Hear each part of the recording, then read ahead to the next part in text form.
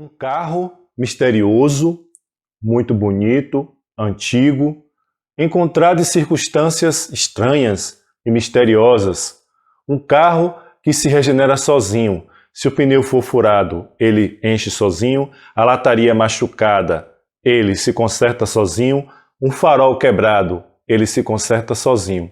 Um carro que inspira fascínio em todos que estão ao seu redor e que ao mesmo tempo assusta, amedronta e coloca todos os seus personagens em suspense para saber de onde veio esse carro. Parece Christine, não é? Mas não é. É um enredo, sim. Um livro do mestre Stephen King. Mas não é Christine.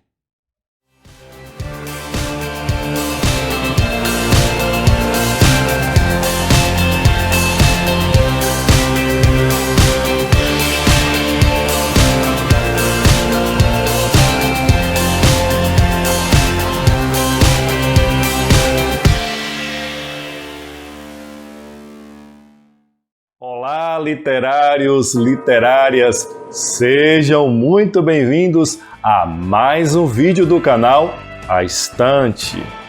E hoje vamos falar dele, o mestre Stephen King, e o livro é o Brick 8, isso mesmo, um livro que vai falar sobre um carro assombrado, mas que não é Christine. Antes da gente começar a falar sobre o livro de hoje, eu gostaria de pedir a vocês para que se inscrevam no canal, compartilhem o nosso trabalho para amigos e amigas que gostam de uma boa resenha, de um bom livro, de um bom filme.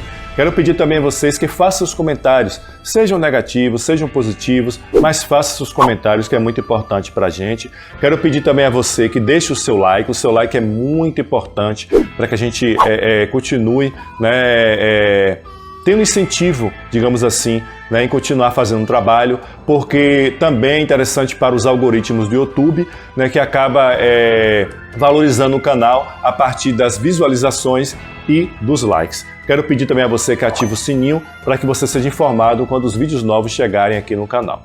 Bom, meus amigos, sem muitas delongas, vamos falar sobre o livro do Stephen King, Brick 8.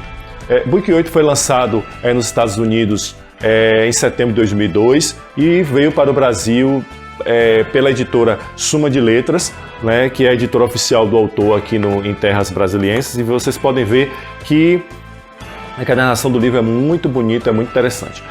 Esse livro divide opiniões, muita gente gosta do livro, outras pessoas não gostam. Eu particularmente gostei muito, e as pessoas muitas vezes caem no erro de comparar esse livro com o livro Christine, que foi o livro de 1983, que também fala de um carro assombrado do mesmo autor. Porém, eu quero deixar claro para vocês que Christine ele é muito superior a título de terror.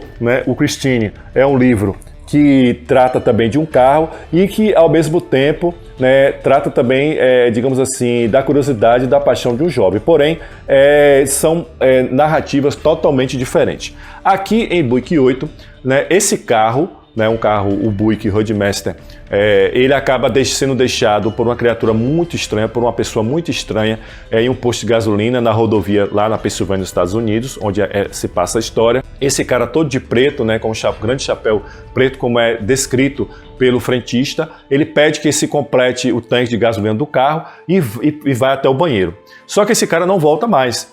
E com a demora do retorno dele, o frentista fica muito incomodado, vai até o banheiro, não encontra ninguém ali, nem no banheiro, nem nas proximidades do banheiro, e aí ele acaba ligando para a polícia. A Polícia Estadual da Pensilvânia vai até o local, e lá eles, ao verificar o carro, fazem várias perguntas ao frentista, não encontram o homem realmente, e eles resolvem guinchar o carro até o distrito policial.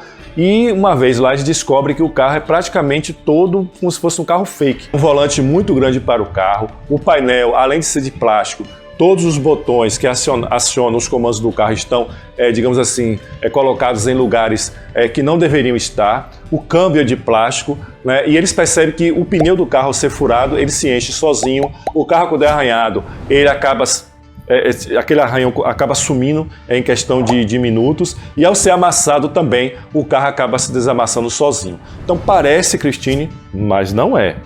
E aí, com o tempo, eles também percebem que o carro começa a emitir várias luzes, né? Luzes a depender da intensidade, né, dessas luzes e da temperatura que o carro acaba derrubando dentro do galpão, ou seja, quando acontece essas luzes, a temperatura dentro do balcão cai drasticamente, né? Eles recebem visita de seres que não são desse mundo, que são de outra dimensão. Acontece que um dos policiais que foi até o posto e resolveu guinchar o carro, né, o Kurt Cox, ele acaba ficando fascinado pelo carro, né? E aí ele começa a estudar o carro e isso acaba deixando ele, digamos assim, paranoico com o carro. Ele acaba ficando viciado no carro. Ele passa a visitar o carro algumas vezes no galpão e isso piora quando um companheiro dele, o parceiro dele, que era mais velho do que ele na polícia, né, acaba desaparecendo. Né? E eles acabam achando que foi o carro que acabou sugando, né, o amigo dele, esse policial, né, para outra dimensão em algum momento. Isso eles vão descobrir quando eles percebem que o carro começa a trazer coisas de outro mundo. Ou seja, aparece uma espécie de uma criatura como se fosse um morcego, né, com asas de morcego, mas só tem um olho na testa e com um cheiro muito estranho. Então, esse carro ele começa a trazer criaturas nojentas. O autor descreve muito bem isso, né? Às vezes o livro chega a ser um pouco nojento. Então ele traz terra, traz uma espécie de flor, como se fosse uma flor carnívora, traz uma espécie de inseto que não é, né, desse planeta, e em determinado momento até uma espécie de humanoide, né? Digamos assim, uma criatura com perna, com braço, mas com uma tromba, né, que não fala a nossa língua e é descrito assim de forma muito detalhada, que é peculiar ao autor. Ele é muito, digamos assim, prolixo e detalhista. E essa criatura, em determinado momento, ela vem pelo porta-mala do carro, não é? E isso acaba trazendo, despertando, né, esse interesse. Eles deixam isso guardado no galpão, até porque eles não querem que outras pessoas fiquem sabendo desses eventos misteriosos. Acontece que em um determinado momento, esse Kurt Cox, né, ele vai trabalhando na estrada, ele para um carreteiro, né, e acaba autuando esse carreteiro, né, por infração de trânsito e tal, e ele é atropelado de forma violenta por um carro, né, conduzido por um motorista bêbado. E o autor mostra aqui que realmente é um atropelamento muito violento. Ele chega a dizer que o próprio Kurt chega a ser como se fosse virado pelo avesso, tamanha a violência do impacto. E isso por que eu estou falando isso? Porque isso é importante para introduzir um outro personagem na história, Ned Curtis, que é o filho de Curtis, né? Então, o Ned, ele passa a frequentar, né? Ele é o filho mais velho do policial, então ele passa a frequentar, né, o distrito, até para ficar mais próximo dos amigos, né, do pai dele de trabalho, e ele começa a fazer perguntas e começa a se aproximar, começa a capinar o local, começa a tirar, né, a neve, né, que cai no inverno e tal, e ele começa a ganhar a simpatia, né, desses policiais. Em um determinado momento, ele é aceito à universidade. Isso é motivo de muito orgulho, não só para a mãe, né, a viúva, mas para os recém-amigos, né, que eram amigos do pai dele, os policiais. Mas ele precisava de dinheiro para poder ir para essa universidade. E aí o Sandy, né, que era amigo do pai do Ned e que hoje é o chefe, né, do distrito, acaba sugerindo ao Ned que eles façam um curso de verão na polícia, que consistia em atender os telefonemas, são uma espécie de telefonista, dos policiais que estavam trabalhando, né, na estrada e que precisavam entrar em contato com a central, ou a central precisava entrar em contato com eles para informar algum, digamos assim, algum ocorrido, algum acidente que precisava da presença da polícia.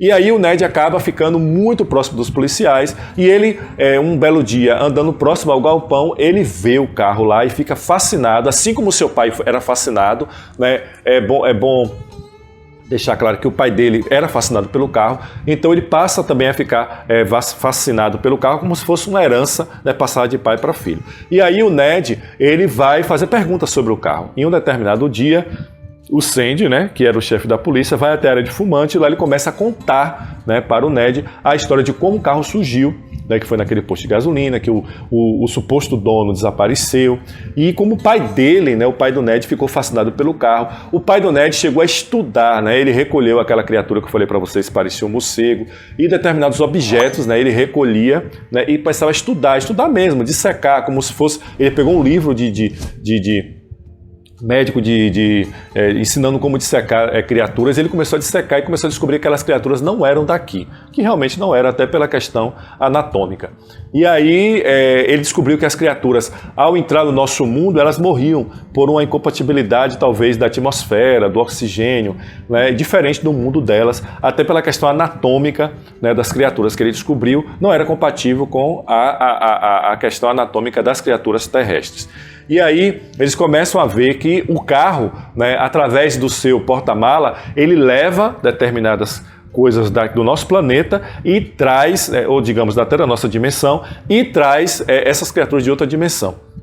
Eles começam a fazer testes, né? Chegam a colocar um hamster, né? Isso é o Sandy contando para o Ned, né? Lá nessa área de fumante. Eles chegam a colocar hamsters numa gaiola, né? E percebe que um deles vai e o outro fica, né? E isso acontece quando eu falei para vocês, quando a temperatura cai, eles colocam um termômetro, né? Dentro do galpão, e quando essa temperatura despenca, né? E quando essas luzes elas aparecem de forma muito forte, acontecem os eventos. Eles sabem que quando as luzes explodem dentro como se fossem luzes frias, mas muito fortes, né?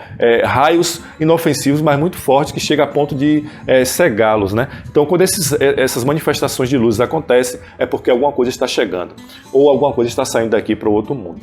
E aí, como eu falei para vocês, após o desaparecimento desse policial, né, que era parceiro do pai do Ned, então tudo isso intensificou bastante, eles passaram a tomar cuidados, né? Eles entram no galpão amarrado por uma corda, né, com medo de que o carro em algum momento o sugassem, né? Eles colocam uma lona no carro, mas essa lona sempre está no chão, o carro não aceita ser coberto.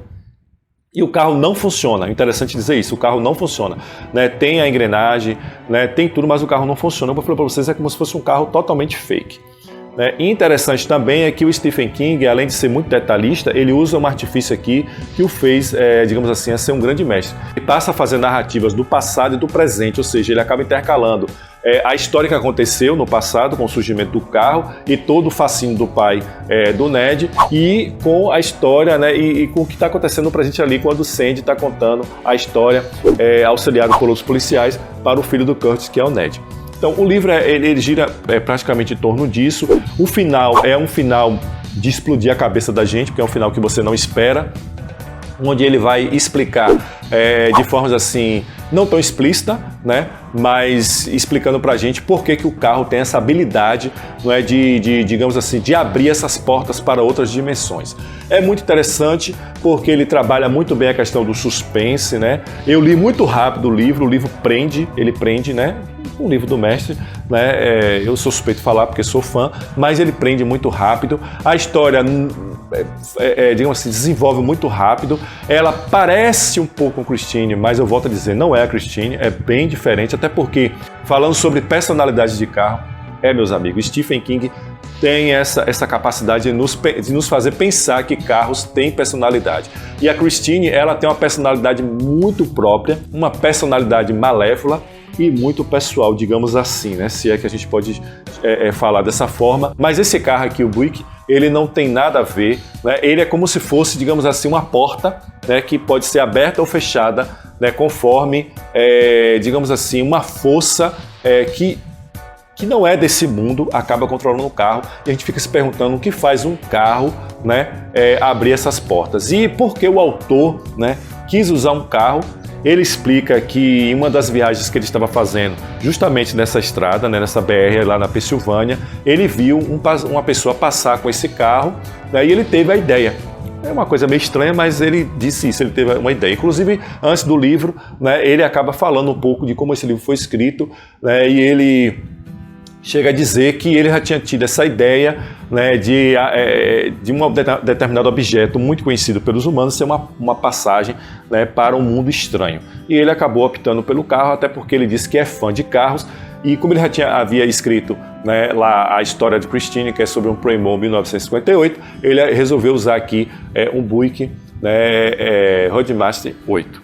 É um livro muito interessante, é um livro que desperta a nossa curiosidade, e é um livro essencial para quem quer conhecer Stephen King. Eu até aconselho começar a ler Stephen King pelo Buick 8. É um livro, digamos assim, um pouco leve, não é um livro tão forte, né, de terror como O Cemitério, como Iluminado, como It, A Coisa, como o próprio Christine, né? É um livro que fala sobre amizade, é um livro que fala sobre encontros inesperados, sobre tragédias familiares, e é um livro também que fala como a força, né, da amizade, do amor, pode fazer mudanças maravilhosas na vida das pessoas. Então eu indico para vocês Buick 8, muito interessante, vocês vão gostar bastante desse livro que conta a história do regimento policial da Pensilvânia. Inclusive vai falar como é a vida desses policiais lá, né, que é introduzido digamos assim, um fator sobrenatural, né, acompanhado por uma tragédia familiar, e que acaba trazendo o filho desse policial para dentro do regimento, que ele vai ser, digamos assim, a cereja do bolo, que vai fazer o livro ganhar uma conotação totalmente diferente. O livro começa de uma forma, em determinado momento no meio ele vai para uma direção, e no final ele acaba levando você para um clímax que você não esperava, mas muito interessante. Buick 8, de Stephen King, vale muito a pena ler, da Suma de Letras. Bom, meus amigos, essa é a minha dica de hoje. Quero pedir mais uma vez a vocês, se inscrevam no canal, compartilhem o nosso trabalho, ative o sininho para que você fique sempre informado, faça os seus comentários. E aí, você já leu o Buick 8? Tem interesse em ler? Me diz aí, qual livro do Stephen King você leu e qual livro do mestre você mais gostou? E não esquece de deixar o seu like, ele é muito importante para que a gente continue fazendo um bom trabalho aqui. É isso, meus amigos, me despeço de vocês por aqui, cuidem-se, até o próximo vídeo, se Deus permitir.